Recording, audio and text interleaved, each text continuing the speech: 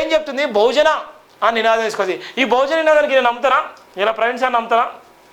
ఇలా ప్రవీణ్ అన్న నమ్ముతారా? ఇలా ఇది ఒకసారి ఈ రంగు మారుతారు, ఆ రంగు మారుతారు, ఆ రంగు మారుతారు. ఎన్ని రంగులు మార్చినా ఏ లాభం చెప్పు?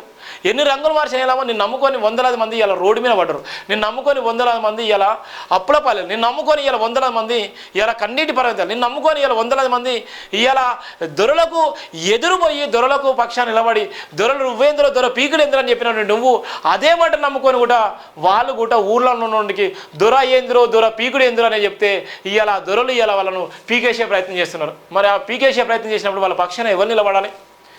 ఇవాళ నీకోసం నువ్వు చెప్పిన మాటకు ధైర్యంగా నిలబడ్డటువంటి వాళ్ళందరూ ఇలా దొర ఏంద్ర దొర పీకుడు ఏంద్రంటే ఆ దొరల మీద యుద్ధం చేసినటువంటి అమాయకులైనటువంటి యువత ఈరోజు వాళ్ళని కాపాడే ప్రయత్నం ఎవరు చేయాలి? ఇవాళ మళ్ళీ ఇలా బీఆర్ఎస్ ప్రక్షాళన చెప్తున్నావు. ఇవాళ బీఆర్ఎస్ ప్రక్షాళన, ఇలా బహుజన ప్రక్షాళన చెప్తున్నావు. ఈ బహుజన నినాదం ఏంది? ఇలా బహుజనులు అంటే చెప్పుకొని కొట్టేట్టున్నారు. ఇలా